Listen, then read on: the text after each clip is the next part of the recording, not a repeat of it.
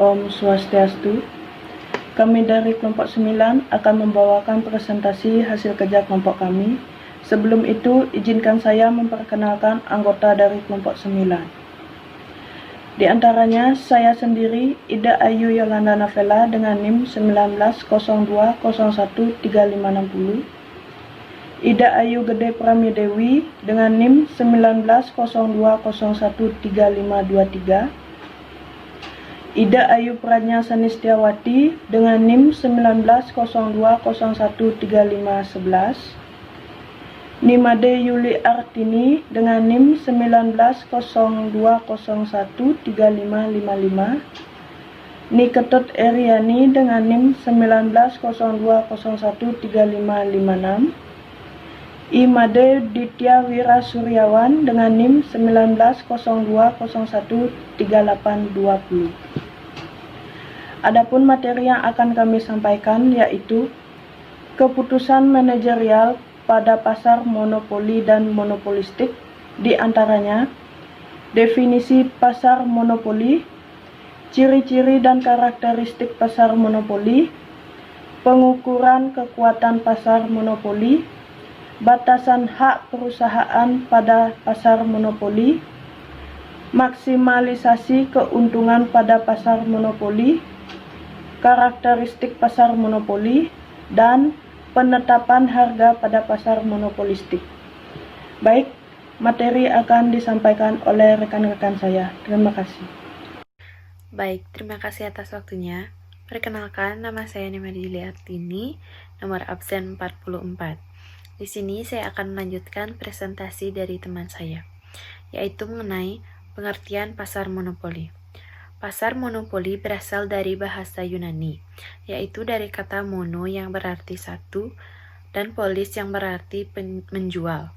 Jadi, pasar monopoli adalah suatu jenis pasar persaingan tidak sempurna yang dimana hanya terdapat satu penjual atau produsen yang menguasai pasar dalam melayani semua konsumen.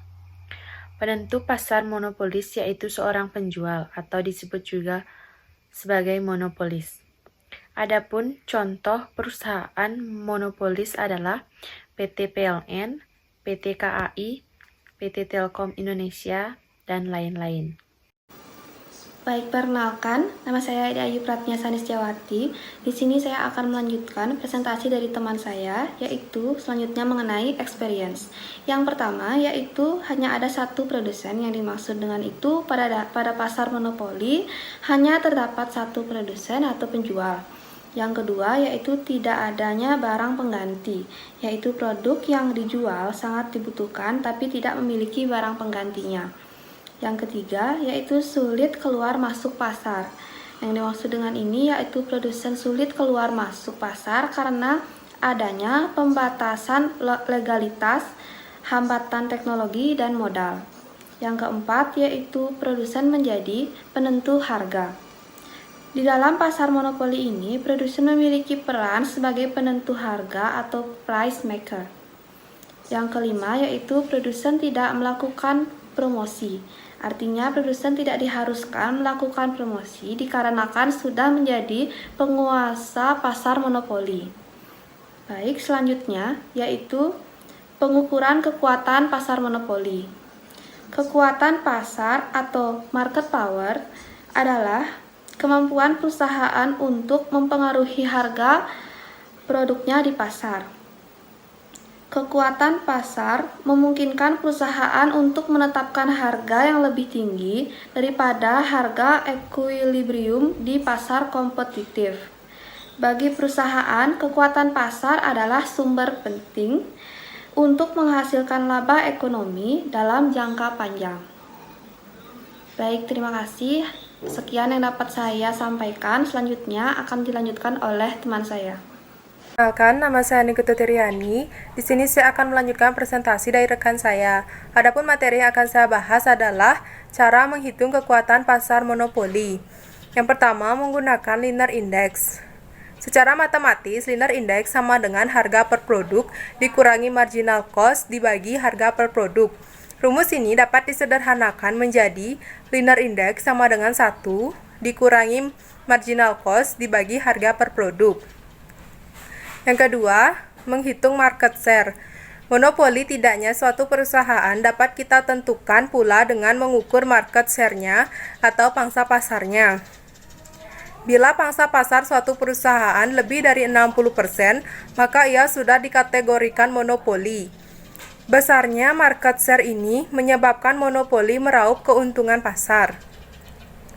Kemudian, batasan hak perusahaan pada pasar monopoli. Peraturan paten dan hak cipta. Agar usaha mengembangkan teknologi dengan tujuan untuk menciptakan barang baru akan memberi keuntungan kepada perusahaan. Haruslah pemerintah melarang dan menghukum kegiatan menjiplak tersebut. Hak cipta atau copyright merupakan bentuk lain dari hak paten, yaitu merupakan suatu jaminan hukum untuk menghindari penjiplakan. Kemudian hak usaha eksklusif. Tanpa adanya hak eksklusif untuk berusaha sebagai perusahaan monopoli, akan timbul halangan untuk menikmati skala ekonomi secara maksimum. Untuk menghindari itu, pemerintah di samping memberikan hak monopoli akan menetapkan harga atau tarif penjualan dari barang atau jasa yang disediakan perusahaan tersebut. Sekian presentasi dari saya. Presentasi selanjutnya akan dilanjutkan oleh rekan saya. Terima kasih atas waktunya. Di sini saya akan melanjutkan presentasi dari teman saya tentang maksimalisasi keuntungan pasar monopoli. Yang pertama, marginal revenue. Marginal revenue adalah perubahan total pendapatan yang diterima berdasarkan perubahan output yang dihasilkan. Yang kedua, keputusan terhadap output.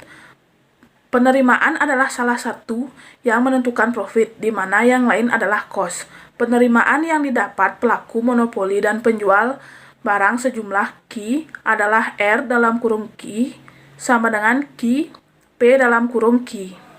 Yang ketiga adalah monopoly pricing rule.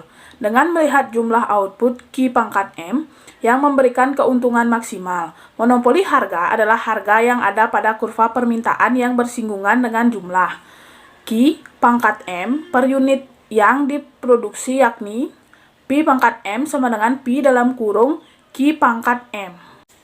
Yang keempat adalah monopoli output rule. Pelaku monopoli yang memaksimalkan keuntungan harus menghasilkan sejumlah output yang menghasilkan keuntungan maksimal dalam kurung Q pangkat M.